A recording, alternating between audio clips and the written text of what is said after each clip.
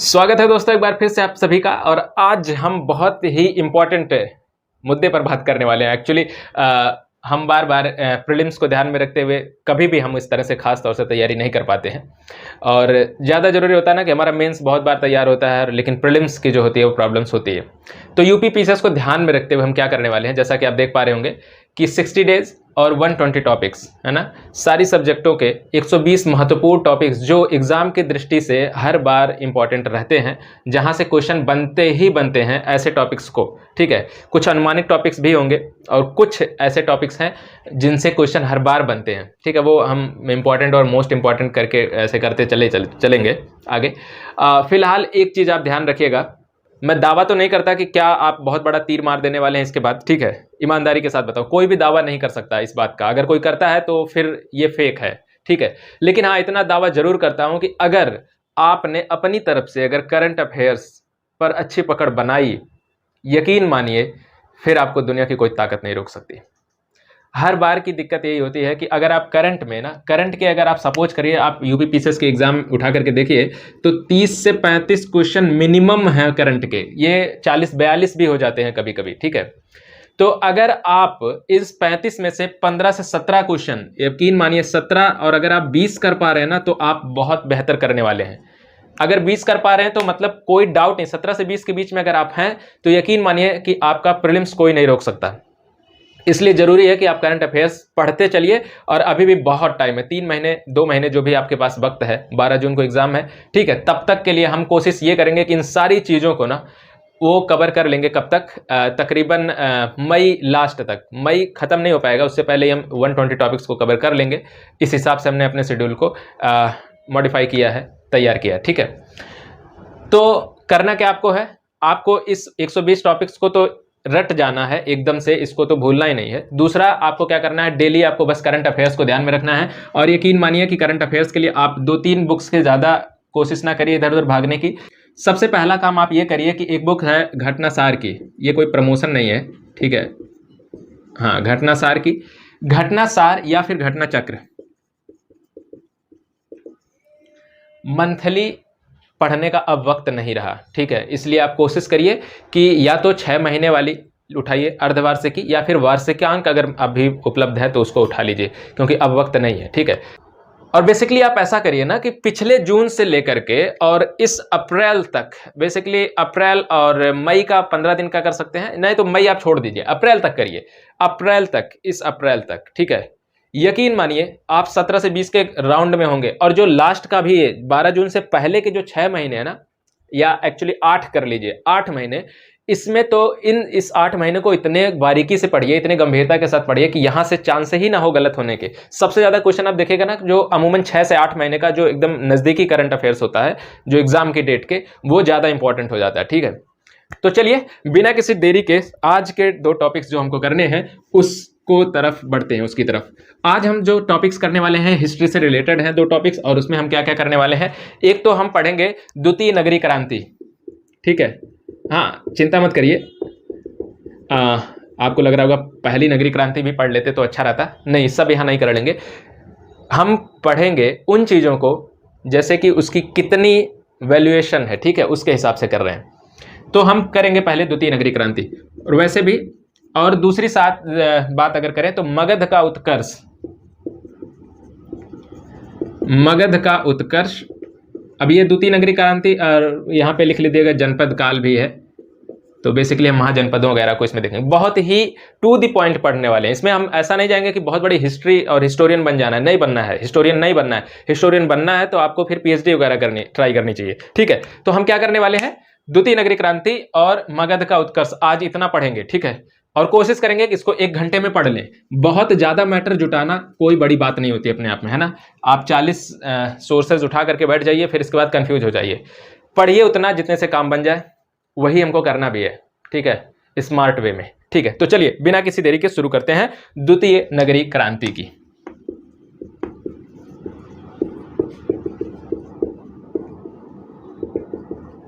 सबसे पहली बात जो द्वितीय नगरीय क्रांति की है, याद रखिए टाइम पीरियड कब है उसका, करीबन 6वीं BC में है। ठीक है, 6वीं शताब्दी ईसा पूर्व में है द्वितीय नगरीय क्रांति का ये टाइम पीरियड है। इतना अपने माइंड में मोटी मोटा बिठा के रखिए। दूसरी एक इंपॉर्टेंट बात याद रखिए कि ये जो काल है द्वितीय नगरी क्रांति का ना, इसको एक और नाम दिया जाता है शुरुआती दौर पे जब बुद्ध का जन्म हुआ है ना, और बुद्ध का काल भी इसको कहा जाता है, तो बुद्ध काल भी कभी कभी इसको कह दिया जाता है।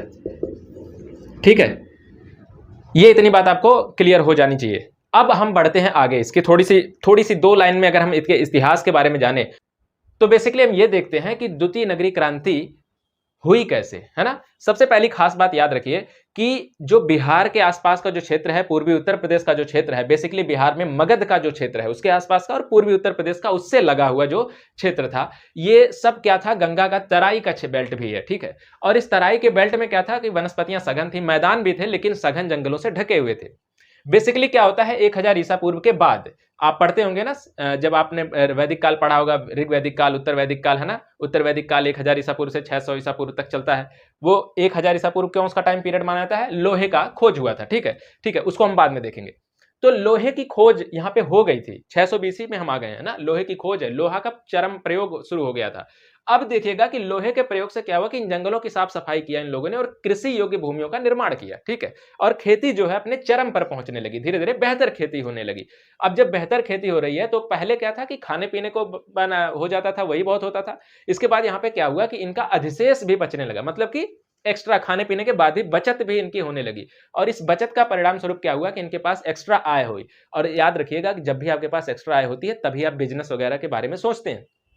तो ये व्यापार वाणिज्य का यहाँ पर विकास होता है, और यही रीजन था द्वितीय नगरी क्रांति के वहां पर मेन रीजन ये था वहां पर होने का। ठीक है, अब चलिए हम देखते हैं कि जो ये द्वितीय नगरी क्रांति है ये शब्द कहां से आया। सबसे पहली बात तो याद रखेगा कि एक विद्वान है, वैज्ञानिक नहीं, विद्वान है, जिनका क्या नाम है, गार्डन चाइल्ड। क्या नाम है, गार्डन चाइल्ड एक विद्वान है जिन्होंने एक पुस्तक लिखी थी, है ना। क्या नाम था उस पुस्तक का, the urban revolution. The urban revolution नाम से उन्होंने एक पुस्तक लिखी थी। याद रखेगा कि ये दोनों, ये ऐसे ऐसे टॉपिक्स, मैं उन्हीं टॉपिक्स पर सिर्फ बात कर रहा हूं ना जिसकी संभावना है पूछे जाने की, या जो कभी पूछे जा चुके हैं। ठीक है, बहुत टू द पॉइंट पढ़ने वाले हैं। ठीक है, तो गार्डनर चाइल्ड ने सबसे पहले इस शब्द का प्रयोग किया। उनकी पुस्तक क्या है, द अर्बन रिवॉल्यूशन, इसका नाम ही है नगरीय क्रांति, है ना। आप समझ पा रहे होंगे, अर्बन रिवॉल्यूशन का मतलब होता है क्रांति, अर्बन का मतलब होता है शहरीकरण या फिर नगरीकरण। ठीक है, तो अर्बन रिवॉल्यूशन में गार्डनर चाइल्ड ने जो है इस बात का सर्वप्रथम जिक्र किया, और उन्होंने इसमें देखेगा कि करीबन 8-10 जो है प्रमुख लक्षण बताए थे नगरों के, नगर होने की, कि आप किसे नगर कहेंगे। उनमें से अगर आप प्रमुख लक्षणों की बात करें तो गार्डनर चाइल्ड कहते हैं कि एक नगर तब होता है जब एक खास चीजें उसमें दिखती, एक खास पैटर्न में दिखना चाहिए। जैसे खास तौर से बात करिए कि शासक वर्ग का उदय हो वहां पर। ठीक है, शासक वर्ग वहां पे होना चाहिए। अब जब शासक वर्ग होगा उसके साथ साथ, अब देखिएगा ना, आपने वैदिक काल से आपने देखना जब शुरू किया होगा, है ना, तो वहां पे क्या था कि एक धर्म कर्म में भी उनका विश्वास था, है ना, आस्थाओं में भी विश्वास था उनका, पुनर्जन्म वगैरह में धीरे धीरे विश्वास हुआ, लौकिक परलौकिक, है ना। तो शासक वर्ग के साथ साथ गार्डनर चाइल्ड का कहना है कि धर्म का भी वहां पे विकास होगा, और साथ ही धार्मिक अवसंरचनाओं का विकास होगा। अब अवसंरचनाएं धार्मिक क्या है, जैसे मंदिर हो गया, मस्जिद हो गया, ये सब चर्च हो गए, है ना, ये सारी जो चीजें हैं कि धार्मिक इमारतें भी देखने को मिलेंगी। ठीक है, तीसरी खास बात है नगरों के होने का व्यापार और वाणिज्य। ये बहुत मूल मुद्दा है, व्यापार और वाणिज्य, व्यापार वाणिज्य, ये सब की पॉइंट है उसके। ठीक है, अगर कभी आपको मेंस में भी अगर आप पहुंचते हैं तो अगर लिखना हो कि नगर की परिभाषित करना हो, नगर के बारे में बताना हो, या फिर कहना हो कि द्वितीय नगरी क्रांति, या फिर अगर आपसे ऐसा कोई क्वेश्चन आता है कि जो द्वितीय नगरी क्रांति हम जिसे कहते हैं 6ठी ईसा पूर्व में, 6ठी शताब्दी ईसा पूर्व में, वो द्वितीय नगरी क्रांति होने के पीछे के उसके क्या कारण थे, क्या लक्षण है, किसके आधार पर हम उसको परिभाषित कर सकते हैं कि वो द्वितीय नगरी क्रांति थी, तो इन सारे पॉइंट को आप डिटेल में बता सकते हैं। ठीक है, चलिए, व्यापार और वाणिज्य के साथ साथ ही आप देखिएगा कि जब व्यापार और वाणिज्य होगा तो वहां पे मुद्रा का भी प्रचलन होगा। ठीक है, मुद्रा का प्रचलन भी था। मुद्रा के साथ साथ अगर आप देखिएगा तो एक तो इंपॉर्टेंट बात क्या होगी, शासक वर्ग हो गया, धर्म कर्म हो गया, आपका व्यापार वाणिज्य हो गया, मुद्रा हो गया। ठीक है, अगर आप मुद्रा के साथ साथ आप देखिएगा तो इसमें एक चीज और होगा, और वो क्या होगा, जब मुद्रा होगी, व्यापार होगा, तो यहाँ पे कर व्यवस्था भी होगी, है ना, कर व्यवस्था भी होगी। कर व्यवस्था का मतलब देखिए, शासक वर्ग है, शासक वर्ग शासन चलेगा कैसे भाई, राज्य आगे मूव कैसे करेगा, मूव ऑन करने के लिए उसको पास भी धन की जरूरत है। ठीक है, आज के समय में देखिए सरकारें कैसे चलती हैं, अगर पैसे ना हो सरकार के पास तो दिवालिया हो जाएगी ना, वो अपना अपने क्या पास पोषण करेगी या फिर क्या अपने देश का पोषण कर पाएगी। तो इसके लिए कर व्यवस्था की भी जरूरत होती है, जिससे सरकारों का भी पोषण होता रहे और जिससे वो अपने लोगों के लिए कुछ कामों को कर सके जो उन्हें लगता है कि ये करना चाहिए। साथ ही आप देखिएगा कि एक बहुत ही महत्वपूर्ण बात है कि लेखन कला का विकास होगा, वहां पे लिपियों का विकास होगा, लिखने पढ़ने का भी वहां पे विकास होगा, लेखन कला वहां पे उन्नत दर्जे की होगी, ठीक ठाक होगी। देखिएगा कि सिंधु घाटी की सभ्यता जब आप पढ़ते हैं ना, जो पहली नगरीय क्रांति जिसको कहते हैं, वहां पर भी लगभग इन सारी चीजों को देखने को मिलता है। हालांकि हम धार्मिक चीजों को तो बहुत क्लैरिफाई नहीं कर पाते हैं, क्योंकि उसके पीछे का हम लेखन कला तो वहां पे है ही, देखिएगा है ना। शासक वर्ग हम मानते हैं कि एक बड़े वर्ग का वहां पे शासन था। ठीक है, धर्म की अगर बात करें तो धर्म की यही एक मुद्दा है जो हम बेसिकली बिना पढ़े नहीं बता सकते। हालांकि यहाँ पे देखिए अनुमान लगा सकते हैं कि वहां पे भी धर्म जैसी कोई ना कोई चीज थी, मातृ देवी की प्रतिमा मिलना, है ना, और ठीक है आप पशुपति की मूर्तियां मिलना, ये सारी चीजें क्या थी, ये एक प्रमाण बताती हैं कि कहीं ना कहीं कुछ तो था भाई, है ना, कुछ तो था। लेकिन हम ठीक है आज हम उसे क्लैरिफाई नहीं कर पा रहे हैं।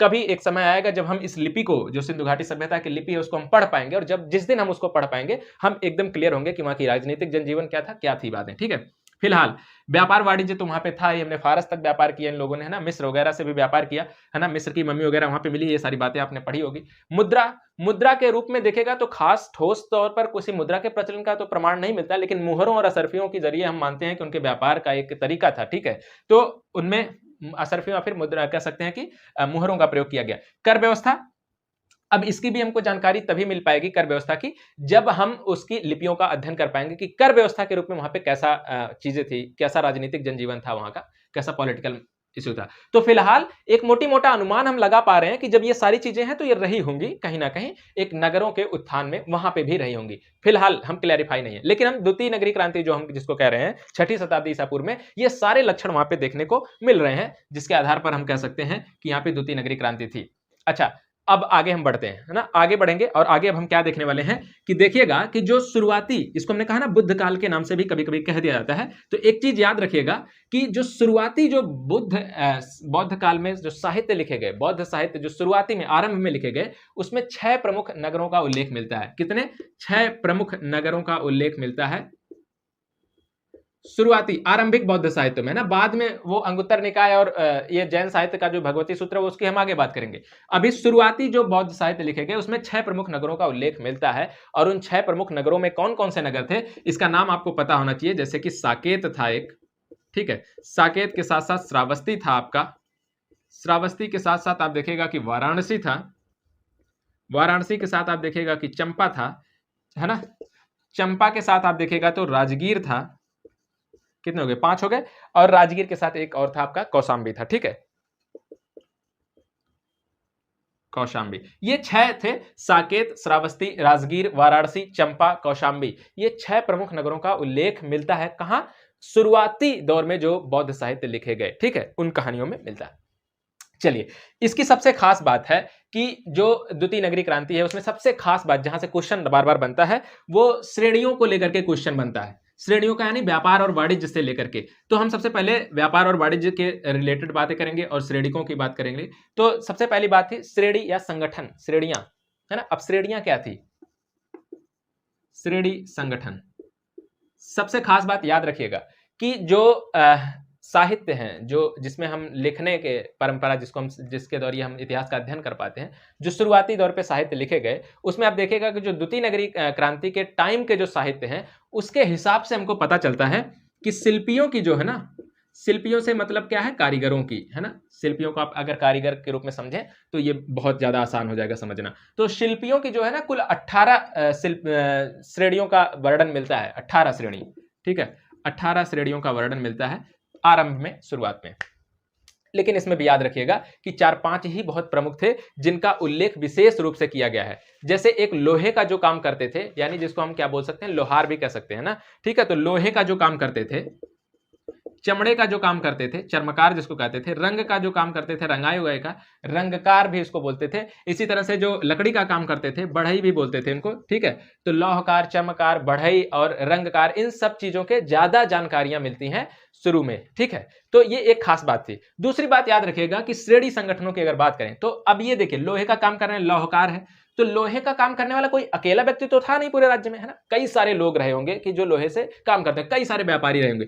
तो इन लोहे के व्यापारियों का अपना एक संगठन था, ठीक है, ठीक है, ये लौहकारों का संगठन है।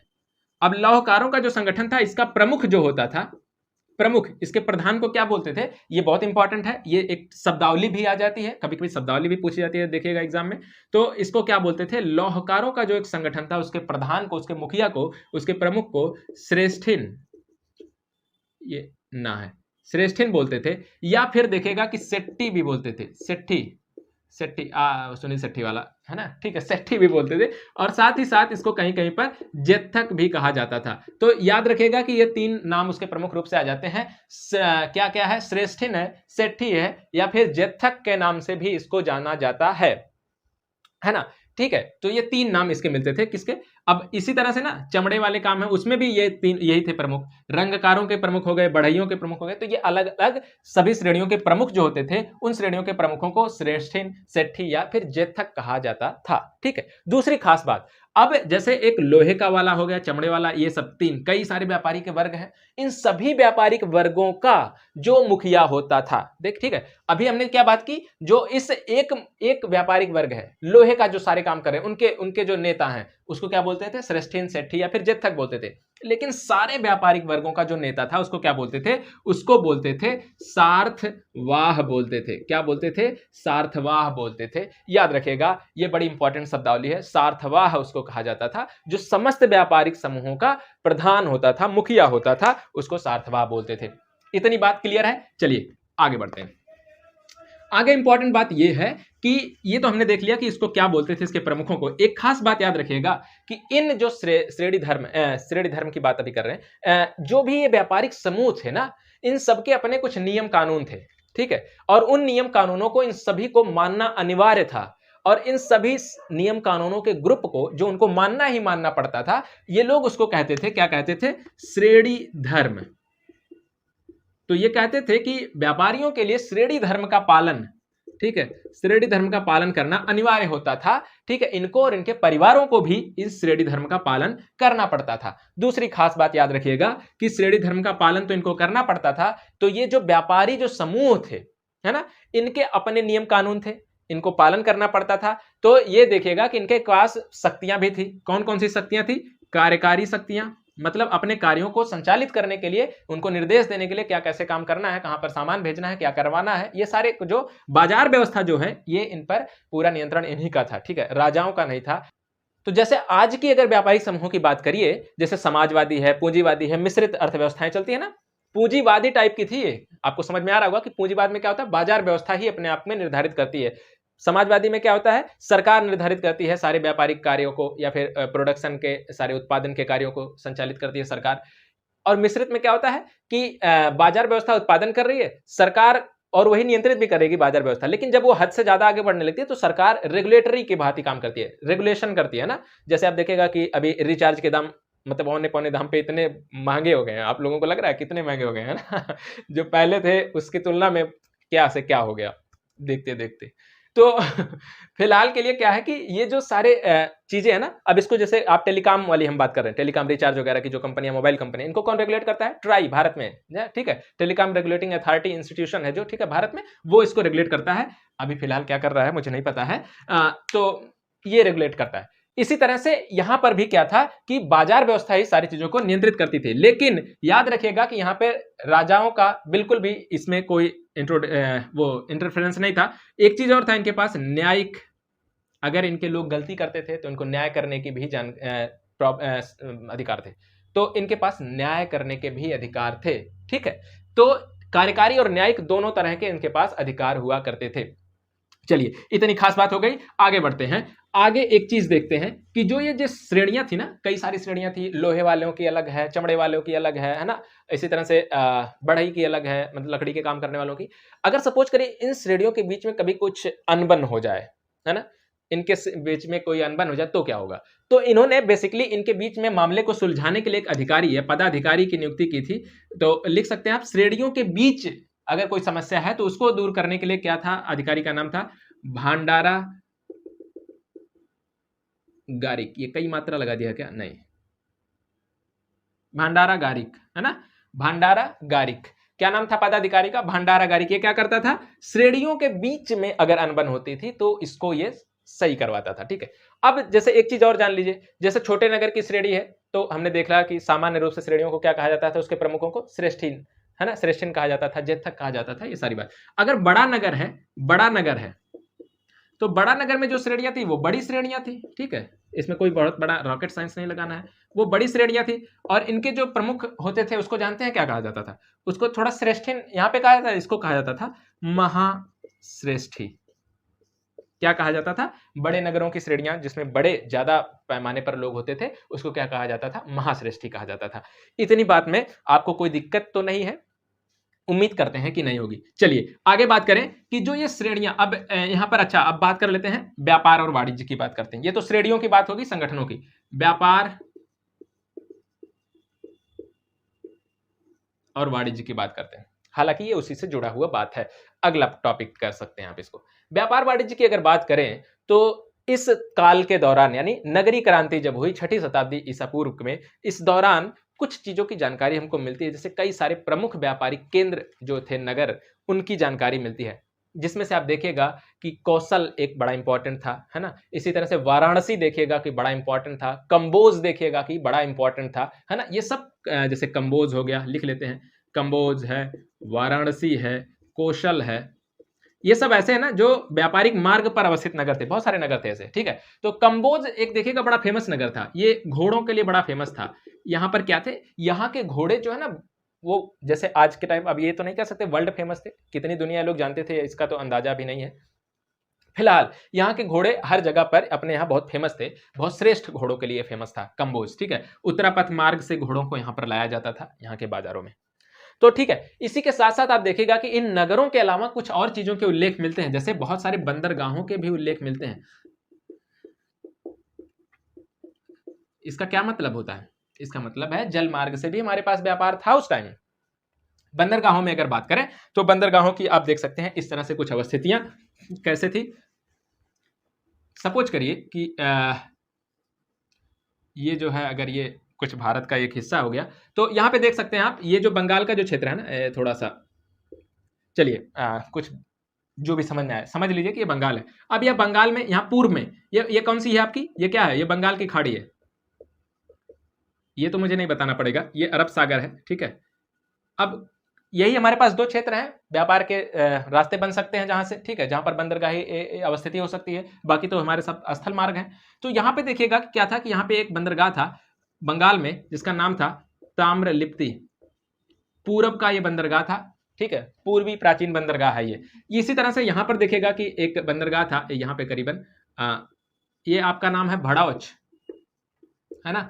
और भड़ौच को कई अन्य नामों से भी जानते थे, जैसे भृगु कक्ष। तो आपसे ना कभी भड़ौच ना पूछ के, भड़ौच आपको पता है कि गुजरात में है, आप बता देंगे, तुरंत बता देंगे, लेकिन अगर आपसे भृगु कक्ष पूछेगा तो आपको थोड़ा सा कंफ्यूज कर सकता है, इसलिए इन नामों को बड़ा इंपॉर्टेंट से याद रखिए। इसी तरह से इसी का नाम एक और हुआ करता था उस टाइम पे, बैरीगाजा। क्या नाम था? बैरीगाजा। तो बैरीगाजा भी भड़ौच का ही नाम है। बैरीगाजा, भृगु कक्ष या भड़ौच, इस तीनों नाम से इसको जाना जाता है। अब इससे आगे बढ़े, इससे आगे अगर आप देखेगा, इसी तरह से एक बंदरगाह था आपका, ये महाराष्ट्र में पड़ता था, एक बंदरगाह था जिसका नाम था, क्या नाम था, यहाँ पे कहीं पड़ता था, उसका नाम था सोपारा। क्या नाम था? सोपारा। ये आपका यहाँ पे लिख लीजिए, भड़ौच, भृगु कक्ष या फिर बैरीगाजा। ठीक है, ये, और यहाँ पे सोपारा था महाराष्ट्र में। तो ये तीन प्रमुख बंदरगाह थे जो उस टाइम पर जाने जाते थे। अब यहाँ पे बैरीगाजा के बारे में जानिए अगर आप, बैरीगाजा, भृगुकक्ष या भड़ौच के बारे में, ये सबसे प्राचीन, सबसे बड़ा और सबसे प्रसिद्ध बंदरगाह था तत्कालीन समय का। ठीक है, आज भी ये बहुत फेमस है, ऐसी कोई बात नहीं। चलिए अब आगे बढ़ते हैं। इन बंदरगाहों के साथ साथ अगर हम बात करें, जो व्यापार और वाणिज्य की बात कर रहे हैं, तो जो श्रेणियां हुआ करती थी ना, श्रेणियों को व्यापार जब वो करती थी तो उनको कर भी देने पड़ते थे, है ना। कर के साथ साथ इनको क्या करना पड़ता था? प्रति महीने एक दिन का जो है ना बेगार भी करना पड़ता था राजा के यहाँ, है ना। सपोज करिए, बेगार का मतलब क्या होता है? बेगार शब्द, अगर आपके घर में कोई बूढ़े बुजुर्ग हो, मतलब जिनकी उम्र तकरीबन 80-85 के आसपास हो, तो वो ज्यादा डिटेल में आपको बता पाएंगे कि बेगार क्या होता था। फिलहाल के लिए बेगार के बारे में अगर आप जानिए तो एक ऐसी प्रथा थी जिसमें बिना मजदूरी के सिर्फ धौंस जमा करके काम करवाने की परंपरा चलती थी, है ना। इसको इतना ही जानिए, है ना। बेगार मतलब ना ही जानिए तो ज़्यादा बेहतर है, फिलहाल के लिए इतना जानते रहिए कि एग्जाम में याद आप कर पाए। बेगार मतलब आपको इसमें कोई मजदूरी नहीं देनी थी। जो कहा जाता था तत्कालीन जो शासक वर्ग होता था वो आएगा और आपसे मतलब एक संदेश भिजवाता था और ऐसे जो है लोगों को कि ये काम है तो फलाने इतने लोग आपको ज़रूरत है, तो उस गांव से, जिस गांव में संदेश पहुंचा उस गांव से इतने लोग वहां पे जाते थे। ये मजबूरी भी उनकी होती थी, है ना। ऐसा ना करने पर क्या क्या हो सकता था, ये राजतंत्रात्मक व्यवस्था में आप सोच सकते हैं कि क्या क्या हो सकता था, है ना। लोकतंत्र में ऐसा नहीं होता ना, लेकिन राजतंत्र था, वो लोकतंत्र नहीं था। इसीलिए ना जब कभी कभी कोई लोग मतलब पता नहीं कौन सा माइंडसेट होता है और वो बात करते हैं कि टीपू ने ये किया और अकबर ने ये किया, औरंगजेब ने क्या किया, इन सब की तुलना आज के टाइम से करते हैं, तो ये बेवकूफ़ी है मतलब बेसिकली, है ना। ये इतिहास को सिर्फ तोड़ने मरोड़ने की कोशिश है। बेसिकली आप याद रखिए ना यार, कि सिंपल सी बात ये होती है कि जब आप बात कर रहे होते हैं राजतंत्रात्मक व्यवस्था की, तो राजा, जाहिर सी बात है, राजतंत्र की सबसे पहली खास बात होती है कि राजा जो है निरंकुश होगा ही होगा। क्योंकि अगर राजा निरंकुश नहीं है तो क्या होगा, विद्रोह हो जाएगा, है ना, सत्ता परिवर्तन हो जाएगा। उस वक्त में शक्ति प्रदर्शन ही सबसे बेहतरीन साधन था कि अपने जो है बेसिकली प्रतिद्वंदियों को दबा के रखने का, ठीक है। इसलिए याद रखिएगा कि इतिहास में जितने भी फेमस शासक हुए वो कहीं ना कहीं किसी ना किसी हद तक निरंकुशता उनमें थी। चाहे किसी की भी बात करिए, चाहे आप अकबर महान जिसको आप कहते हैं उसकी बात कर लीजिए, चाहे आप औरंगजेब को, तो मतलब वो तो बदनामी है, उसको नामी क्या लेना। अगर आप अशोक को भी देखिएगा ना, तो शुरू टाइम में, बाद में अशोक बहुत महान हुए, लेकिन शुरुआत के दौर में अशोक ने भी निरंकुशता का परिचय दिया है। अगर आप अशोक के इतिहास को बैकग्राउंड में जाकर पढ़ें, हम पढ़ेंगे तो अशोक को, फिलहाल इतने डिटेल में तो नहीं जाएंगे, उसके लिए हमको कभी अशोक पर बेसिकली डिटेल में बात करनी होगी। चलिए आगे बढ़ते हैं, है ना, टाइम हमारे पास बहुत कम है, इसका भी हमको ध्यान रखना है। तो ये सारी बात थी कि उनको कर भी देना पड़ता था और एक दिन का, महीने में, प्रति महीने एक दिन का क्या करना पड़ता था, बेगार भी करना पड़ता था। अब देखिएगा जो सामान बेचते थे ना, जो सामान वो बेच रहे होते थे, उस पर उनको चुंगी देना पड़ता था, चुंगी कर। क्या देना पड़ता था, चुंगी कर देना पड़ता था। किस पर, जो सामान वो बेचते थे। और ये कर कौन वसूलता था, इस अधिकारी का नाम बड़ा इंपॉर्टेंट है ना, सॉल्किल। क्या नाम होता था, सॉल्किल, या फिर इसको याद रखिएगा कि इसको सिंपल सा शुल्काध्यक्ष भी कहते थे, शुल्काध्यक्ष। तो शुल्क को वसूलता था। याद रखिएगा कि सॉल्किल, ये आपसे हो सकता है कि ये ना पूछे क्योंकि ये सीधे सीधे समझ में आ जाता है, लेकिन ये सॉल्किल अगर आपसे शब्द देगा तो ये थोड़ा सा कंफ्यूजन होगा। लेकिन याद रखिएगा कि सॉल्किल शुल्क शब्द से बना है, इसलिए याद रखिएगा कि ये शुल्क है ना, यानी वसूलने से संबंधित कोई बात है, फीस टाइप का कोई चीज है। ठीक है, इतनी बात क्लियर हो गई, हाँ हो ही गई होगी। हाँ ठीक है, थोड़ा सा फास्ट होगा तो आप मुझे कमेंट में अगली बार बता दीजिएगा, मतलब बता दीजिएगा तो मैं अगली बार से थोड़ा सा स्लो हो जाने की कोशिश करूंगा। चलिए, इतनी तो बात थी ये द्वितीय नगरी क्रांति की बारे में, जो महत्वपूर्ण बातें थी वो हमने की। अब हमको बात करना है महाजनपदों की,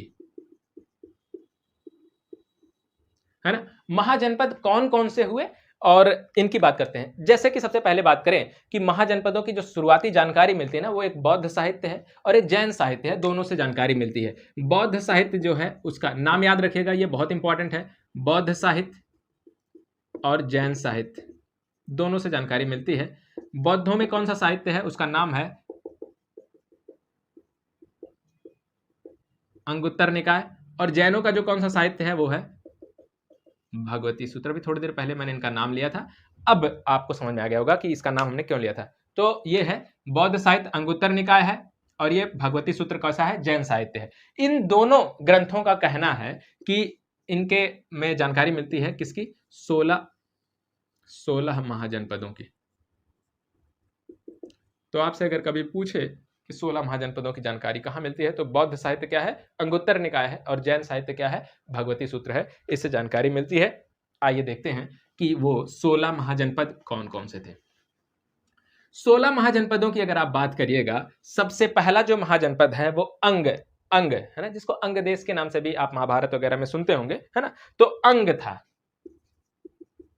अंग पहला है। अंग अंग की राजधानी देखिएगा तो कहां थी, याद रखिएगा। यूपी पीसीएस के लिए आपको सिर्फ इसकी राजधानी पता हो तो चलेगा, लेकिन अगर आप बीपीएससी के बारे में भी सोच रहे हैं और आपको अगर विगत टाइम में देना है तो बीपीएससी में इसके बारे में थोड़ी सी और डिटेल में जानना होगा, है ना। जब हम बीपीएससी के लिए पढ़ेंगे तो जानेंगे, लेकिन फिलहाल बीपीएससी के लिए एक चीज आप अभी बता दूं कि जब भी आप अंग पढ़े ना, तो ये पढ़िए कि वर्तमान में इसके कौन कौन से हिस्से अंग में पड़ते हैं, है ना। यूपीएससी में, यूपी पीसीएस में काम चांस कम है कि ऐसा पूछे, लेकिन राजधानी ही पूछकर हो सकता है काम बन जाए। लेकिन बीपीएससी में जो है ये पूछ सकता है कि वर्तमान में कौन से क्षेत्र उसमें आते थे, तो याद रखिएगा। तो अंग की राजधानी क्या थी, अंग की राजधानी थी चंपा।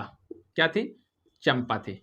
अंग की राजधानी थी चंपा। और वर्तमान में देखिएगा तो इसमें जो भागलपुर का आधुनिक का क्षेत्र ना, भागलपुर, मुंगेर, इसके जो हिस्से थे वो पड़ते थे भागलपुर। अच्छा, ये अंग में लिखते हैं, भागलपुर और मुंगेर के कुछ हिस्से जो है अंग में पड़ते थे। चलिए अगला अगर हम देखें, दूसरा, ये है महाजनपद है, ये है राजधानी है, ठीक है। दूसरा कौन सा है? मगध। इसके बारे में कौन नहीं जानता, इतना तो पढ़े होगे, मगध मगध मगध हो गया है ना। मगध की राजधानी क्या थी? शुरुआती जो इस टाइम पर राजधानी थी पाटलिपुत्र। मत बताइए यार, है ना, मुझे लगा कि आपके दिमाग में चल रहा होगा। राजगीर थी, है ना, इसको राजगृह के नाम से जाना जाता था, है ना, राजगृह या राजगीर थी, ठीक है। ये राजगृह या राजगीर देखेगा तो जो पटना वाला जो क्षेत्र है ना वो है, शाहाबाद का जो क्षेत्र है ना वो है, गया का जो क्षेत्र है ना वो है। तो लिख दूं क्या कि रहने दूं? जब हम बीपीएससी के लिए पढ़ेंगे अगर कभी तो उसको देखेंगे, ठीक है। फिलहाल के लिए हम याद रखिएगा कि पटना, गया और शाहाबाद का जो क्षेत्र है वो मगध में पड़ता था, ठीक है। मगध के बाद अगर आप आगे बढ़िए तीसरे महाजनपद की तरफ, तो तीसरा महाजनपद कौन सा है आपका? तीसरा महाजनपद आपका है वज्जी। अब वज्जी जो है ना, वज्जी तो महाजनपद का नाम है वज्जी। अब देखिएगा ना, वज्जी एक वज्जी संघ था, ये पूरा वज्जी क्या था? पूरा संघ था। 8 कह सकते हैं कि राज्य कह लेते हैं, 8 या क्षेत्र कह लेते हैं, या 8 राजवंशों का क्या कह लें, 8 सामंतों का एक, वैसे राजवंश नहीं थे, अलग अलग से सब, ये एक तरह से सामंत थे। तो 8 क्षेत्र थे, 8 क्षेत्रों का एक वंश था, 8 कुलों का कह लीजिए, सबसे सही होगा तो 8 कुल थे, 8 कुल थे, है ना, कुल कहना सबसे ज्यादा सटीक मुझे लग रहा है। 8 कुलों का ये एक संघ था। तो 8 कुलों में देखेंगे ना, सबसे ज्यादा जो प्रमुख थे, एक तो वज्जी कुल ही था, वज्जी था एक, दूसरा देखेगा कि विदेह था, एक वैशाली था, 8 की बात नहीं करते हैं ना। तो ये जो थे ना, ये 3 बहुत प्रमुख थे, शक्तिशाली थे उसमें, ठीक है, वज्जी, विदेह और कौशाली। अब ये वज्जी संघ जो था, ये आपका ये वज्जी संघ था जो कंप्लीटली जाना जाता था। ये विदेह जो था, विदेह जो था ना, जो आधुनिक टाइम पे अगर आप देखेगा कि बेसिकली जो अब मिथिला वगैरह का जो आसपास का क्षेत्र है, नेपाल तराई वाले जो क्षेत्र है ना, वो उसमें एक बेल्ट में पड़ता था, तो मिथिला के आसपास का क्षेत्र पड़ता था ये। अच्छा, ये वैशाली मैंने लिखा है, वैशाली नहीं है, इसकी राजधानी ये वैशाली लिख दिया मैंने, लिच्छवी होगा, ये लिच्छवी था, ठीक है। और ये लिच्छवियों की राजधानी क्या थी? लिच्छवियों की राजधानी थी वैशाली, बड़े फेमस थे लिच्छवी भी। लिच्छवियों की राजधानी क्या थी? वैशाली थी, ठीक है।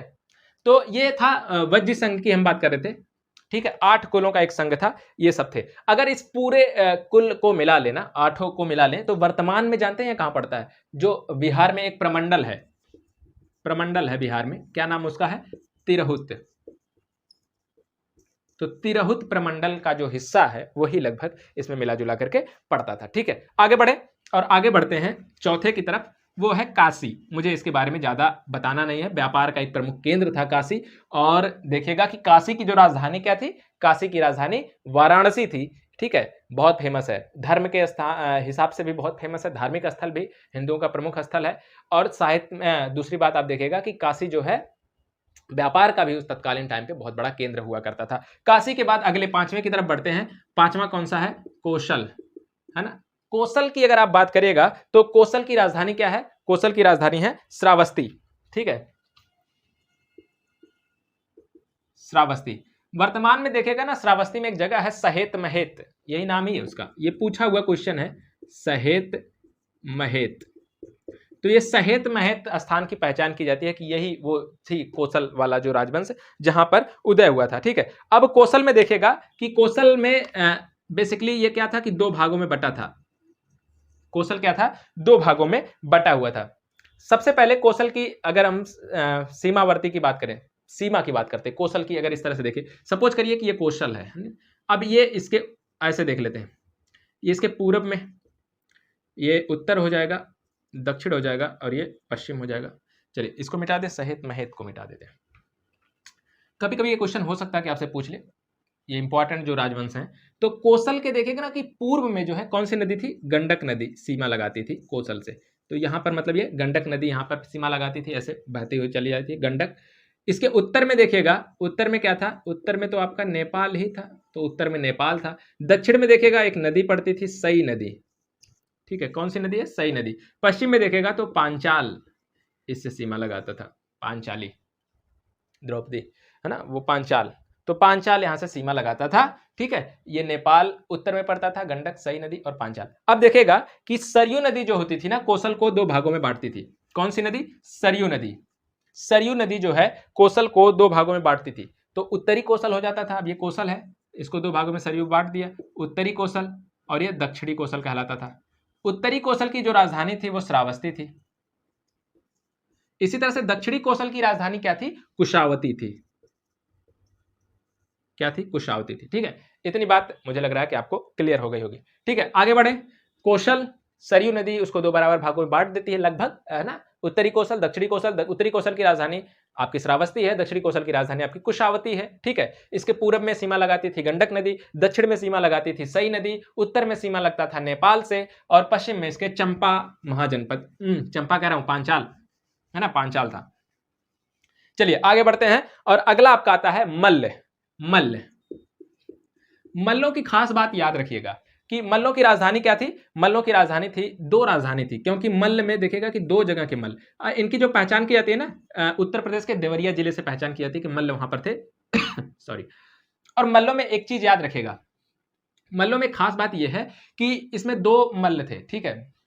तो एक कुशीनगर के मल्ल कहलाए, दूसरे पावापुरी के या पावा के मल्ल कहलाए, है ना, पावा। अब ये पावापुरी भी इसको कहा जाता है। देखिएगा कि ये दोनों फेमस जगह है। मल्लों का दो क्षेत्र था, पावा और कुशीनगर। ये कुशीनगर तो वर्तमान कुशीनगर का ही क्षेत्र है, और ये जो पावा है ना, इसी टाइम ये अभी वही कुशीनगर में ही पडरौना, है ना, आप पडरौना के बारे में जानते होंगे, पडरौना का नाम आपने सुना होगा, पडरौना डिपो भी आपने लिखा होगा कभी कोई यूपी में, अगर आप कभी बस वगैरह का इंतजार करोगे तो, है ना। तो ये पडरौना वही वाला क्षेत्र है, ठीक है। तो कुशीनगर में ही पड़ता है। तो कुशीनगर और पडरौना का क्षेत्र यहाँ पे पड़ता है। तो कुशीनगर के मल्ल जो थे, यहाँ पर कुशीनगर क्यों फेमस है? कुशीनगर इसलिए फेमस है, यहाँ पे महापरिनिर्वाण हुआ किसका? गौतम बुद्ध का। गौतम बुद्ध का परिनिर्वाण कहाँ हुआ था? कुशीनगर में। पावा में किसका परिनिर्वाण हुआ? महापरिनिर्वाण हुआ, वो हुआ था जैन धर्म के, क्या नाम था? महावीर स्वामी, महावीर स्वामी का। तो ये देखिएगा कि ये बड़ा महत्वपूर्ण स्थल है मल्ल, है ना, मल्लों का। तो इन दोनों में ये बात खास थी। आगे बढ़ते हैं, और मल्लों के बाद बात करते हैं वत्सों की। वत्स, वत्स की राजधानी क्या थी? वत्स की राजधानी आपकी थी कौशांबी, है ना, क्या थी? तो कौशांबी भी देखिएगा व्यापारिक दृष्टिकोण से महत्वपूर्ण थी। और ये कहां पड़ता है कौशांबी? आपने पूरा पाषाण काल से देखा होगा कि बड़े सारे स्थल मिलते हैं कौशांबी के पास, इलाहाबाद के समीप, है ना। तो इलाहाबाद के, अच्छा आप इसको अब इलाहाबाद ना कह के अगर ऐतराज हो रहा हो तो प्रयागराज कह लीजिए, है ना। प्रयागराज अब इसका नाम है, परिवर्तित नाम है। अब तक तो आपको पता लग ही गया होगा, है ना। तो प्रयागराज या इलाहाबाद के समीप ये पड़ता है, ठीक है। तो वत्सों के बाद, वत्सों के बाद जो अगला हमारा है वो कुरु है। कुरु, ये वही महाभारत वाला जो आप नाम सुनते हैं कभी, कुरु। कुरु जनपद, इसकी राजधानी क्या थी? अब इसकी राजधानी देखिएगा कि इंद्रप्रस्थ थी। क्या थी? है ना, कुरुओं की राजधानी क्या थी? इंद्रप्रस्थ थी। अब इंद्रप्रस्थ, ये देखिएगा ना कि जो ये क्षेत्र पड़ता है कुरुओं वाला, ये दिल्ली के आसपास का क्षेत्र था बेसिकली। इसमें दिल्ली था, मेरठ था, कुछ एमपी का भी थोड़ा बहुत क्षेत्र लगता था, जैसे थानेश्वर वगैरह का क्षेत्र जो था वो भी इसमें पड़ता था, ठीक है। तो कुरुओं का ये क्षेत्र था, इंद्रप्रस्थ इसकी राजधानी थी। क्षेत्र अगर आप यूपी पीसीएस के लिए दे रहे हैं, ना भी पता हो कौन सा क्षेत्र है, कम से कम दिल्ली के आसपास याद रखिए कि कुरु इंद्रप्रस्थ इसकी राजधानी थी, ये तो जरूर आपको पता हो, ठीक है। चलिए, कुरुओं के बाद अगर आप बात करें तो अब आ गए उसी पर, पांचालों पर। पांचाल किससे सीमा लगा रहा था? याद हो तो कमेंट करके बताएं हमें, जब भी आप वीडियो देख रहे हो तब। चलिए, पांचाल, पांचालों की अगर बात करिएगा तो पांचालों में देखिएगा कि पांचाल भी दो भागों में बटा था, उत्तरी और दक्षिणी पांचाल के रूप में, ठीक है। तो इसमें एक उत्तरी पांचाल था, एक दक्षिणी पांचाल था। उत्तरी पांचाल की राजधानी थी अहिछत्र। वैसे अहिछत्र लिखने का सही तरीका ये नहीं है, अहिछत्र इस तरह से लिख सकते हैं। और दक्षिणी पांचाल की राजधानी क्या थी? काम्पिल्य थी, ठीक है। ये नाम आपको हर हाल में याद हो, पांचालों की राजधानी अहिछत्र और काम्पिल्य थी। क्षेत्र कौन सा है? बरेली, बदायूं, फर्रुखाबाद, ये सारे जो क्षेत्र हैं वो पड़ते हैं। तो याद रखिएगा बरेली के आसपास का क्षेत्र था, ऐसे, ठीक है। पांचालों के बाद की अगर बात करिएगा तो अवंती बहुत ही महत्वपूर्ण है। ये अवंती के बारे में बहुत सारे फैक्ट भी हैं। अवंती के बारे में धीरे धीरे आप जानते रहेंगे। अवंती अवंती में भी उत्तरी और दक्षिणी अवंती थी। उत्तरी और दक्षिणी। उत्तरी अवंती की राजधानी क्या थी, ये देखेगा तो उज्जैन थी। इसी तरह से दक्षिणी अवंती की राजधानी जो थी, ये आपने बड़ा नाम सुना होगा, अभी मूवी भी 2 साल 3 साल पहले आपने देखा होगा जब, कौन सी थी, माहिष्मती। माहिष्मती साम्राज्य है ना, वो कहाँ का था कि मेरा वचन ही शासन है ना। तो वही वाली, ये वही माहिष्मती है। ठीक है, उत्तरी और दक्षिणी। तो याद रखिएगा कि अवंती के बारे में, मतलब बाहुबली की बात कर रहा था मैं, अगर जो लोग नहीं जान पाए अभी तक। हाँ, अब मुस्कुरा लीजिए। चलिए आगे देखते हैं कि अवंती के बारे में खास बात क्या है। अवंती का मगध के साथ शुरुआत में बड़ा अच्छा संबंध था, जब तक कि शिशुनाग वंश नहीं आया, है ना। मतलब शिशुनाग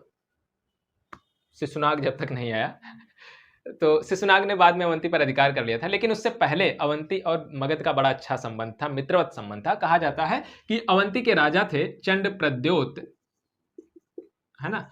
और ये किसके टाइम पर, इस टाइम पर मगध के राजा थे, मगध के बिंबिसार थे। तो बिंबिसार ने जो है क्या किया था, एक बार चंड प्रद्योत की तबीयत बड़ी खराब हो गई, पांडु रोग इनको हो गया था। कौन सा रोग हुआ था, पांडु रोग। अब ये कंफ्यूज ना होएगा कि पांडु रोग कौन सा होता है भाई। पांडु रोग ना, ये पीलिया को कहते हैं भाई, पीलिया को कहते हैं पांडु रोग। आज के टाइम पर इसको पीलिया के नाम से जानते हैं आप। तो पीलिया रोग हो गया था उनको। तो बिंबिसार के पास अच्छे वैद्य थे, शायद इनके राजवैद्य थे कौन, याद रखिएगा ये नाम, मजाक मजाक में, लेकिन अच्छा इंपॉर्टेंट क्वेश्चन यहाँ से बन सकता है। जीवक नाम था इनका। तो जीवक इनके राजवैद्य थे, और जीवक को इन्होंने चंड प्रद्योत के इलाज के लिए भेजा था। तो आप समझ सकते हैं ना, मित्र, अच्छा संबंध था इनका। ठीक है, अवंती के बाद अगर आप आगे अब बढ़ते हैं, अगले की अगर बात करें, सूरसेन है। कौन सा हो जाएगा, अच्छा ये गलत लिख दिया मैंने, शूरसेन है, बड़ा सा होगा मतलब, ये 11वां होगा। हाँ, सूरसेन जो है, ये राजधानी इसकी क्या थी, इतना याद रखिए, ये मथुरा के आसपास का क्षेत्र था, मथुरा की राजधानी थी। जो आधुनिक, जो ब्रज के इलाके हैं ना, ब्रज मंडल जिनको कहा जाता है सम्मिलित रूप से, जो आधुनिक ब्रज मंडल का क्षेत्र था, ये उसमें पड़ता था। यूपी में ये है ना मथुरा। ये तो आप जानते होंगे। सॉरी। हाँ, चलिए आगे बढ़ते हैं। अगला जो 12वां आपका है वो कौन सा है, चेदी है। चेदी वंश या चेदी महाजनपद जो है, इसके टाइम पर राजधानी थी। देखिएगा कि इसकी राजधानी बड़ी इंपॉर्टेंट है, ये बड़ा कंफ्यूजिंग है, और हो सकता है कि ये आपसे कभी ना कभी पूछ ले। इसका नाम था सोथिवती, या एक और नाम है इसको, दूसरा नाम इसका है शक्तिमती। जैसे वो माहिष्मती था, ये शक्तिमती है। ठीक है, चेदी वंश है या चेदी महाजनपद है। सोथिवती या फिर शक्तिमती इसकी राजधानी थी, दोनों ही नाम है इसके, आप जो भी याद कर पाए उसको याद करिए। चेदी वंश के बारे में एक कहावत बड़ी फेमस है, महाभारत आपने देखा ही होगा, सुना भी होगा, है ना, पढ़ा भी होगा हो सकता है। तो एक शासक हुआ था शिशुपाल, है ना। हाँ, जिसको वो जब क्या वाला कौन सा प्रोग्राम था जो द्रौपदी, मतलब द्रौपदी वाला नहीं, वो शायद कहानी मुझे याद नहीं आ रही, जिसमें पाँव धुलना होता था, फिर श्री कृष्ण ने कहा था कि मैं पत्तल उठाऊंगा, ये वाली कहानी जो आपने पढ़ी होगी।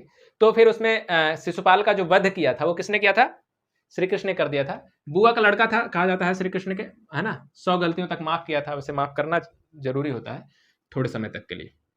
ठीक है, तो ये वही शिशुपाल है, यहाँ का एक समय वो राजा भी था शिशुपाल, चेदी वंश से था शिशुपाल। अगर कभी ऐसा कोई क्वेश्चन, कभी इंटरव्यू वगैरह में कोई आपसे पूछ ले कि महाभारत आपने बहुत देखी होगी, शिशुपाल कहाँ का था, तो बताइएगा आप, चेदी वंश का वो शासक था शिशुपाल। एक बार कहाँ, ये क्षेत्र कहाँ पर है, आधुनिक टाइम पर अगर आप देखिएगा ना, तो जो बुंदेलखंड का जो इलाका है ना, बुंदेलखंड का जो क्षेत्र है वो पड़ता है इसमें। ठीक है, चलिए अच्छा, ये भी याद रखेगा कि जो ये चेदी वंश था, यानी जो बुंदेलखंड है, वो बेसिकली यमुना नदी के तट के किनारे ये इलाका पड़ता था। चेदी वंश जो है, यमुना का वहां पे प्रसार था, यमुना के किनारे भी वो इसको बोला जा सकता है। ठीक है, चलिए आगे बढ़े। हाँ, आगे बढ़ना ही पड़ेगा, आगे बढ़ते हैं। और अगला है मत्स्य, 13वां होगा शायद, मत्स्य। मत्स्यों की राजधानी देखेगा तो ये राजधानी थी विराटनगर, है ना। क्या नाम है, विराटनगर। इसका भी नाम आपने महाभारत में बखूबी सुना होगा, है ना। मत्स्यों का अगर वर्तमान टाइम पर आप देखेगा कि इनका क्षेत्र कौन सा रहा होगा, तो ये आपका जयपुर का जो क्षेत्र है ना, आधुनिक टाइम पे राजस्थान में पड़ता है, जो जयपुर का जो क्षेत्र है, थोड़ा बहुत राजस्थान का अलवर का हिस्सा भी इसमें आता था, और थोड़ा सा आप देखिएगा कि दिल्ली के आसपास जो लगा हुआ भरतपुर है ना, हाँ वो भी इसमें आता था। तो विराटनगर या फिर आप कह सकते हैं मत्स्यों के जो महाजनपद था, इसमें ये सारे हिस्से इसमें पड़ते थे। चलिए अगला 14 अस्मक, क्या नाम है? अस्मक। अस्मक के बारे में ये बहुत इंपॉर्टेंट है, सबसे ज्यादा इंपॉर्टेंट है अस्मक, मतलब वेरी इंपॉर्टेंट है, इसको तो मतलब घोल के पी जाइएगा। अस्मक के बारे में याद रखेगा कि पहली खास बात कि दक्षिण भारत का एकमात्र है, दक्षिण भारत का एकमात्र महाजनपद है जिसका उल्लेख मिलता है, ठीक है, दक्षिण भारत का अस्मक। राजधानी अस्मक की अच्छा, राजधानी से पहले एक चीज और याद रखेगा कि यह है गोदावरी नदी के तट पर, गोदावरी नदी के तट पर यह बसा हुआ है। राजधानी की अब बात करते हैं, जो महत्वपूर्ण बात है, राजधानी इसकी क्या है? राजधानी इसकी पोतन है ना, ये पोतन, कहीं कहीं पर ना ये पेठन भी लिखा मिल जाता है आपको, है ना, या फिर पोतना भी लिखा मिल जाता है आपको, ठीक है। तो पोतन है या फिर पेठन भी आपको कहीं कहीं मिल जाएगा, है ना, ये सब आपको देखने को मिलता है। अच्छा, एक नाम और इसका मिलता है, वो मैं कंफ्यूज हो गया था, पोटिल, पोटिल भी आपको देखने को मिले। ये देखेगा कि ये पोतन, पेठन, पोटिल, ये सारे नाम उसके मिलते हैं, है ना। तो इन नामों को थोड़ा सा मतलब अगर आप अपने रिमाइंड में रखेंगे ना, कभी कभी कुछ भी पूछ सकता है यार इसमें से, क्या मैं बताऊं कि ये ज़्यादा इंपॉर्टेंट है। तो पेठन भी आप देख लीजिएगा कि पोटिल भी इसको कहा जाता था, पोतन भी इसको कहा जाता था। ये इसकी राजधानी थी, गोदावरी नदी के तट पर अवस्थित थी, और ये कहाँ पर पड़ता था? आंध्र प्रदेश के इलाके में पड़ता था, ठीक है, आंध्र प्रदेश में, ये अभी वर्तमान के आंध्र प्रदेश में ये पड़ता था। चलिए महाजनपदों में आखिरी दो महाजनपद जो बचे हैं, गांधार और कंबोज बचे हैं। गांधार की राजधानी बताने की जरूरत नहीं है, गांधार बड़ा फेमस है ना। गांधार, शकुनी का नाम आपने यहां से सुना होगा ना महाभारत में गांधार की राजधानी क्या थी? तक्षशिला थी। तो वर्तमान में देखेगा जो पेशावर रावलपिंडी का जो क्षेत्र है, ये वाले हिस्से इसमें पड़ते थे, राजधानी इसकी तक्षशिला थी, ये गांधार है, ठीक है। गांधार के बाद आप देखिएगा एक है वो कंबोज, कंबोज की बात तो हमने पहले भी की थी। कंबोज 16वां महाजनपद है, आखिरी। कंबोज की जो राजधानी है वो क्या थी? हाटक थी या फिर राजपुर थी। क्या थी नाम? हाटक या फिर राजपुर इसकी राजधानी थी, ठीक है, कंबोज की राजधानी।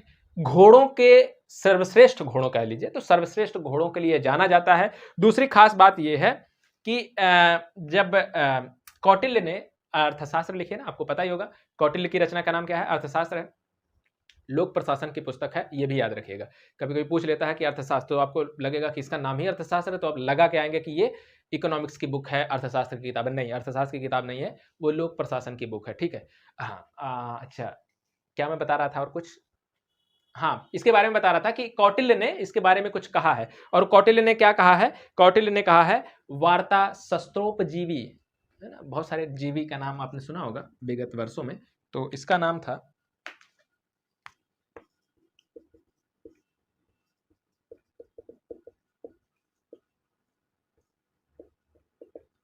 ये कौटिल्य ने कहा है ना, चाणक्य ने कहा है इसके बारे में, वार्ता शस्त्रोपजीवी संघ। अब इसका मतलब क्या है? इसका मतलब भी आपको समझना चाहिए। इसका मतलब यह है कि कृषि, पशुपालन, देखते जाइए, पशुपालन, व्यापार, वाणिज्य और शस्त्र, इन सब के जरिए, है ना, इन सब के जरिए, कृषि, पशुपालन, व्यापार, वाणिज्य और शस्त्र के जरिए अपनी जीविकोपार्जन करने वाले, जीविकोपार्जन करने वाले, अपनी जीविका को चलाने वाले लोग थे ये वार्ता शस्त्रोपजीवी संघ। इसीलिए इसको कहा है, किसने कहा है? कौटिल्य ने कहा है। किस पुस्तक में कहा है? अर्थशास्त्र में कहा। अर्थशास्त्र किस चीज की पुस्तक है? लोक प्रशासन की पुस्तक है, ठीक है। इतनी बात तक क्लियर हो गई होगी, महाजनपद को भी हमने निपटा लिया है। अब हम आज आखिरी टॉपिक पर पढ़ेंगे, और वो क्या है आखिरी टॉपिक? वो है मगध का उत्कर्ष। छोटे छोटे राजवंशों को देख लेते हैं फटाफट, टाइम काफी ज्यादा हो रहा है ना, लेकिन हम खत्म करेंगे। अपना टारगेट कम नहीं करना है, चाहे 2 घंटे पढ़ना पड़े, चाहे 45 मिनट में हो जाए, लेकिन 2 टॉपिक तो हमको करना ही करना है। चलिए अब देखिएगा कि जब ये सारे थे ना महाजनपदों में, तो इसमें से 4 ऐसे महाजनपद थे ना जो सर्वश्रेष्ठ थे, बहुत शक्तिशाली थे, और उन चारों में आपस में हमेशा शक्ति प्रदर्शन को लेकर के क्या होता था? टकराव होता रहता था, ठीक है। वो 4 कौन कौन से थे सबसे शक्तिशाली, जिन्होंने कई सारे पर अधिकार कर लिया, और वो 4 फाइनली बचे? उनका नाम था मगध, वत्स, कौशल, अवंती। क्या नाम था? मगध, वत्स, कौशल, अवंती। ये 4, 16 में टकराव हुआ, 4 ये बच्चे फाइनली, है ना, 4। अब इन चारों ने फिर फाइनली जो बचते हैं वो बचते हैं कौन से, मगध, अवंती, मगध और अवंती। अब देखिएगा बाद में मगध ने अवंती पर भी अधिकार कर लिया। शिशुनाग का टाइम पीरियड जब आएगा तो आप इसको देख पाएंगे कि मगध ने क्या किया, शिशुनाग के टाइम पर अवंती पर भी विजय प्राप्त कर ली जाती है। ठीक है, तो लास्ट में कौन बचा, मगध, और इस तरह से मगध अपने चरम पर पहुंचा, अपने श्रेष्ठ समय में पहुंचा। चलिए अब एक एक करके मगध की पहले बात, मतलब मगध के उत्कर्ष की हम बात ही कर रहे हैं, तो मगध में बात करते हैं कौन कौन से राजवंश हुए। तो सबसे पहले मगध की अगर बात करें तो सबसे पहला जो वंश हुआ, हर्यक वंश इसमें उत्पन्न होता है। कौन सा वंश था, हर्यक वंश। हर्यक वंश देखिएगा जो इसका टाइम पीरियड है ना, वो 544 बीसी से लेकर के और कब तक था, 412 तक ईसा पूर्व, है ना। 544 बीसी से 412 बीसी तक हर्यक वंश चला। इसका संस्थापक कौन था, संस्थापक था बिंबिसार। तो संस्थापक था बिंबिसार, ठीक है, संस्थापक इसका कौन था, बिंबिसार। तो जो जैन साहित्य है ना, बिंबिसार के बारे में एक शब्द का प्रयोग करते हैं, श्रेणिक। श्रेणिक शब्द का प्रयोग किया गया है, किसने प्रयोग किया है, जैनों ने। जैन साहित्य में ऐसी चीजों का उल्लेख मिलता है। इसने जो अपना राज्य विस्तार किया ना, वो 2 तरीके इसने अपनाए, एक तो विजय, डायरेक्टली आक्रमण करो जीत लो, दूसरा जो है शादी विवाह के जरिए। तो इसको शादी विवाह ना लिखे, वैवाहिक संबंध कहिएगा, ठीक है, मैंने इसे थोड़ा सा फनी बनाने के लिए कर दिया। शादी विवाहों में 3 किया इसने, है ना। कौशल, कौशल में देखेगा कि तो प्रसेनजित की बहन थी, क्या नाम था उनका, महाकोसला देवी भी लगा सकते हैं, महाकोसला देवी। दूसरा उसका संबंध था लिच्छवियों से भी उसने संबंध जोड़े, यानी वहां पर भी विवाह किया। लिच्छवी में जो लिच्छवी नरेश थे, चेटक, तो चेटक की पुत्री थी, क्या नाम था, चेलना, चेलना, या फिर एक नाम और मिलता है छलना, भी नाम मिलता है कहीं कहीं, चलना या छलना से इसने विवाह किया। तीसरी जो थी वो देखेगा कि मध्य देश, ये पंजाब वाला हिस्सा है, मध्य देश की राजकुमारी थी क्षेमा। 3 पत्नियां, है ना, क्षेमा, कोसला देवी और चेलना या फिर छलना के नाम से आप जानते हैं, ये थी इसकी 3 इसने संबंध जोड़े। ठीक है, इतनी बात क्लियर है। इसके साथ ही देखिएगा कि इसने विजय भी किए, जैसे इसने अंग देश को जीता था। किसको जीता था इसने, अंग देश को। अंग देश के उस वक्त में राजा जब इसने पराजित किया तो ब्रह्मदत्त नाम था राजा का, क्या नाम था, ब्रह्मदत्त। तो अंग पर विजय इसने किया था,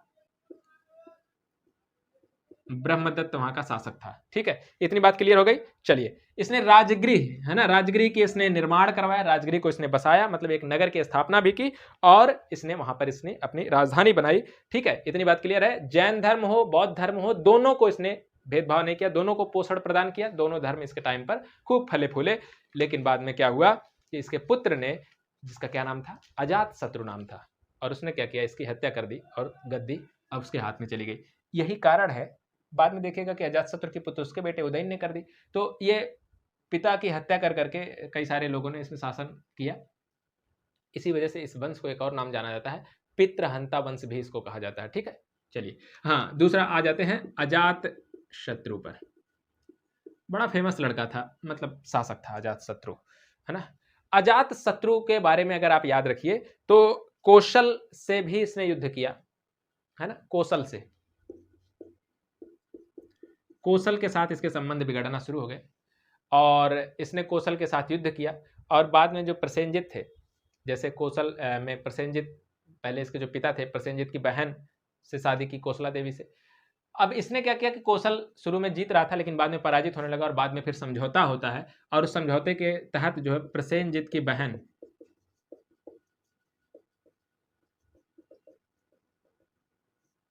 से इसने विवाह किया और संबंध स्थापित हुआ इन दोनों के बीच में, और इस तरह से जो है माहौल शांत हो गया। तो इन दोनों राज्यों के बीच में संबंध यहां से बना। अब देखिएगा कि उसका नाम क्या था, कभी कोई पूछ लेता है, वाजिरा नाम था। क्या नाम था, वाजिरा नाम था, उस लड़की का नाम था, है ना। जो कौशल की जो प्रसेनजित की जो बेटी थी उसका क्या नाम था, वाजिरा। ठीक है, तो उसने उसके साथ शादी की। अच्छा, आगे देखिएगा कि कौशल के साथ साथ वज्र संघ से भी इसने दुश्मनी मोल ली, वज्र के साथ, वज्जियों के साथ भी लड़ा। इसके एक महामंत्री थे, फिर कह लीजिए कि इसके एक मंत्री थे, कूटनीतिक मंत्री थे। क्या नाम था उनका, वत्सकार नाम था।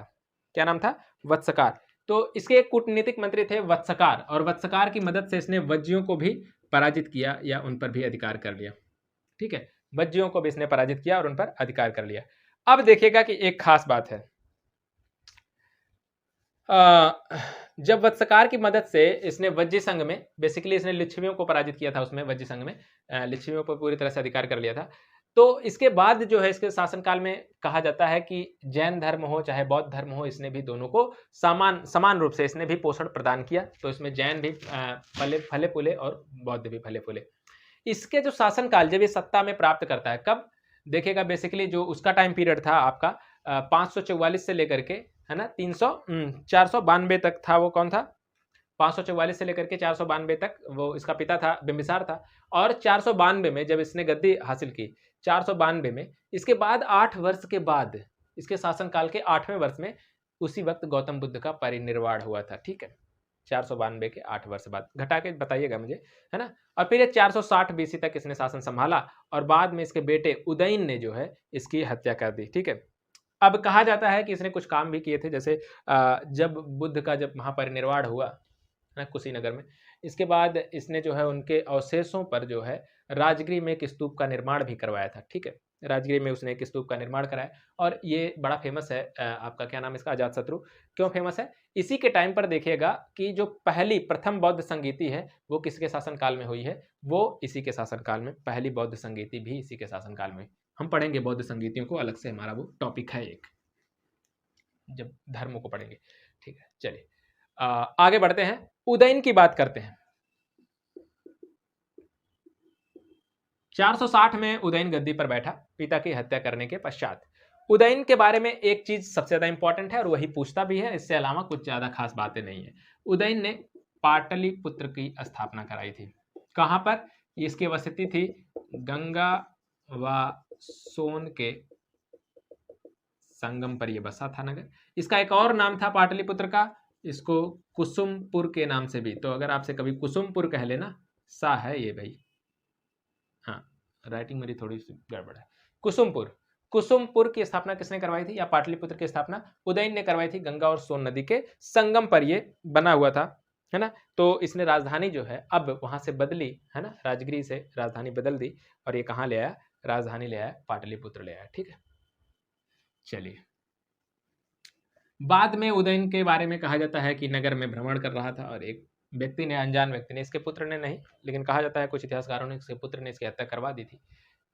लोगों का एक मत है कि इसके वंश में ही सभी लोग अपने पिता को मार के गद्दी प्राप्त किए, लेकिन फिलहाल के लिए जो भी रहा हो, इसकी हत्या जो है नगर के किसी व्यक्ति ने कर दी थी, चाकू मार करके। ठीक है, चलिए इसके बाद देखेगा कि उदयन के बाद 2-3 शासक और होते हैं, जैसे अनिरुद्ध हुआ, मुंडक हुआ, है ना, और इसके बाद लास्ट में शासक बनता है नागदशक। और उसी नागदशक को कहा तो ये जाता है कि नागदशक को जनता ने हटा दिया था गद्दी से, और फिर शिशुनाग को वहां पर शासन सत्ता संभाल दी थी। एक अमात्य था शिशुनाग जो है इसी के टाइम पर। ठीक है, तो उसको शासन मिल गया था। फिलहाल के लिए जो भी हो, शिशुनाग को इस तरह से शासन मिला और एक नया वंश की शुरुआत होती है, शिशुनाग वंश। संस्थापक कौन था, शिशुनाग ही था। पहला शासक कौन है, शिशुनाग। शिशुनाग वंश जब शिशुनाग गद्दी पर बैठा 412 में, है ना, 412 तक वो चला था, 412 से 344 तक, 412 से 344 बीसी तक। बीसी है ये सारे, है ना, ईस्वी मत समझिएगा, एडी मत लिख दीजिएगा। तो शिशुनाग के बारे में देखिएगा, इतनी खास बात थी। इसके सारे में सबसे खास बात अभी हमने जो बात की थी, जब कंबोज वगैरह की बात कर रहे थे, बेसिकली जब हम अवंती की बात कर रहे थे, कंबोज की नहीं, तो इसने अवंती पर विजय प्राप्त किया था, है ना। एक टाइम पर अवंती का संबंध क्या था, मगध से बहुत अच्छे हुआ करते थे बिंबिसार के टाइम पर। तो अवंती पर इसने विजय प्राप्त किया था, अवंती को इसने अपने राज्य में मिला लिया था शिशुनाग ने। ठीक है, राजधानी इसके टाइम पर क्या हुआ करती थी, राजधानी वैशाली थी इसके टाइम पर, वैशाली को इसने राजधानी बनाया था। शिशुनाग के बाद जो अगला शासक होता है वो था कालाशोक, बड़ा फेमस है कालाशोक, इसको याद रखिएगा। कालाशोक के बारे में सबसे खास बात यह है कि इसका एक और नाम था। क्या नाम था? काकवर्ण। नाम से ही पता चल रहा है, काकवर्ण मतलब काला रंग है ना, मतलब कौवे जैसा रंग है। तो रंग इसका रहा होगा, हो सकता है इस तरह से काला वाला। तो ठीक है, राजधानी इसने कहाँ बनाई? इसने राजधानी फिर से पाटलिपुत्र को राजधानी बनाया था, है ना। वैशाली से राजधानी ये ले गया, पाटलिपुत्र ले गया। कालाशोक के बारे में कहा जाता है कि इसी के टाइम पर जो द्वितीय बौद्ध संगीति हुई वो पाटलिपुत्र में हुई, और वो किसके टाइम पर हुआ था? इसी के टाइम पर हुआ था, कालाशोक के टाइम पर। ठीक है, हाँ। इतनी खास बातों के बाद इसकी भी हत्या जो है नगर में घूमते वक्त इसकी एक व्यक्ति ने कर दी थी, चाकू मारकर इसकी भी हत्या कर दी, मतलब पैटर्न दोहरा दिया था उदयन वाला। हाँ, चलिए तो आगे हम बढ़े, और अगला जो एक महत्वपूर्ण वंश इसके बाद शुरू होता है 344 में, वो वंश था नंद वंश। ये बड़ा इंपॉर्टेंट वंश है, नंद वंश। महानंदिन एक व्यक्ति थे और उन्होंने इस वंश की संस्थापना की थी। क्या नाम था? महानंदिन। कहा जाता है महानंदिन ने इस वंश की स्थापना तो की, लेकिन बाद में क्या होता था, एक व्यक्ति था, मतलब महापद्मनंद नाम था, शूद्र, एक शूद्र दासी का व्यक्ति पुत्र था। क्या नाम था? महापद्मनंद। तो महापद्मनंद, ये टाइम पीरियड इसका भी लिख लीजिए, 344 से लेकर के और 324 BC, ये जब वही टाइम है जब गद्दी किसको मिलती है? चंद्रगुप्त मौर्य को।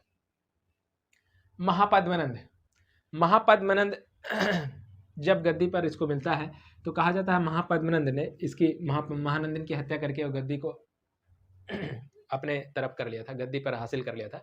और कहते हैं कि ये जो है सबसे शक्तिशाली शासक था पूरे मगध काल का, है ना। इसको कुछ इतिहासकार कहते हैं कि पूरे मगध काल का पहला ऐतिहासिक शासक है ये, है ना, शक्तिशाली ऐतिहासिक शासक है, सबसे प्रमुख।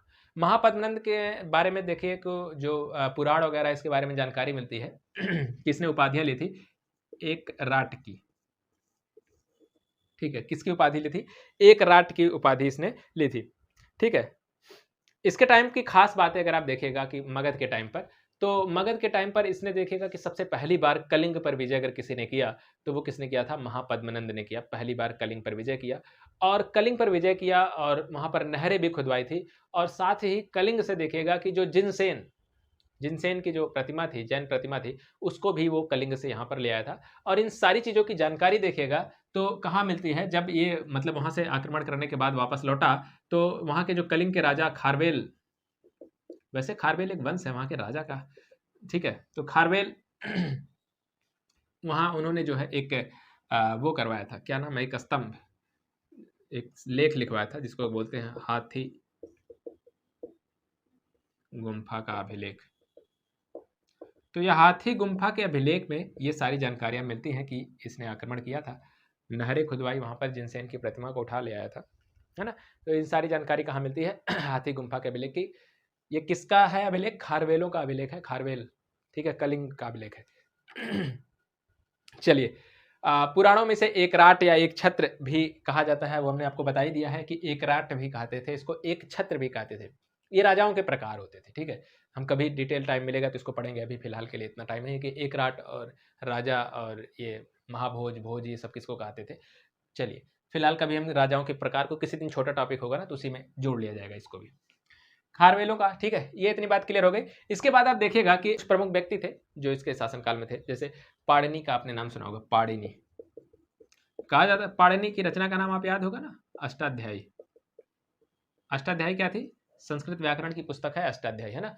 और इसकी रचना पाणिनि ने की है, और पाणिनि इसके मित्र थे, कहा जाता है कि पाणिनि किसके मित्र थे? इसी के मित्र थे, ठीक है। तो इतनी कुछ खास बातें थी नंद वंश में महापद्मनंद की। और फिर देखिएगा कि इस वंश का अंतिम शासक जो हुआ वो कौन हुआ? धनानंद हुआ। कहीं कहीं घनानंद मिलता है, धनानंद, ये धनानंद इसका नाम था, ज्यादा सही है धनानंद। धनानंद भी कह सकते हैं, आ की मात्रा भी लगा सकते हैं, चाहे ना लगाएं, धनानंद या था धनानंद। कहा जाता है कि धनानंद बहुत थोड़ा सा क्रूर टाइप का शासक था। इसने अपनी जनता पे, मतलब पैसे के पीछे इतना पागल हो गया, और इसने क्या किया कि बाद में जो है जनता को बहुत परेशान कर दिया, मतलब इतने टैक्स लगा दिए कि जनता में भारी असंतोष हो गया। और इसी बात का फायदा उठाया किसने? चाणक्य ने। और चंद्रगुप्त और चाणक्य ने मिल करके फिर वो नीतियां तैयार की और फिर इसको गद्दी से हटा दिया, मार दिया गया इसको, और फिर शासन सत्ता इन्होंने प्राप्त कर ली थी। मौर्य वंश की वहां से शुरुआत होती है। उसको हम आगे पढ़ेंगे, वो हमारा नया टॉपिक होगा कभी। इसके साथ ही देखिएगा कि धनानंद के टाइम पर अगर कुछ बातें करें तो बात यह है कि सिकंदर का आक्रमण इसी के टाइम पर हुआ था, ठीक है, सिकंदर का आक्रमण इसी के टाइम पर हुआ था। और नंदों ने पूरे नंद काल में देखिएगा कि ये जो समर्थक रहे किस धर्म के, जैन धर्म के, जैन धर्म का समर्थन प्रदान हुआ इसमें इन लोगों को, ठीक है। अच्छा, लगभग हम अंतिम समय पर हैं और अंतिम टॉपिक भी हमारा चल रहा है धनानंद वाला। इसके बाद एक खास बात जानिएगा कि कुछ प्रमुख विद्वान थे जिनको नंद वंश के दौरान जिनको क्या मिला, संरक्षण मिला। तो उनका नाम जान लेते हैं। वर्ष, उपवर्ष, वररुचि, कात्यायन। अच्छा, पाणिनि का नाम तो आपको पता ही है, वो भी थे, हमने बता दिया महापद्मानंद के टाइम पर। तो वर्ष, उपवर्ष, वररुचि, कात्यायन ये सारे भी विद्वान और भी थे। ये सब किसके टाइम पर थे? ये सब पूरे नंद वंश में इन सबका मतलब पोषण इनको प्राप्त हुआ, ये सब नंद काल के दौरान के थे, ठीक है। हाँ,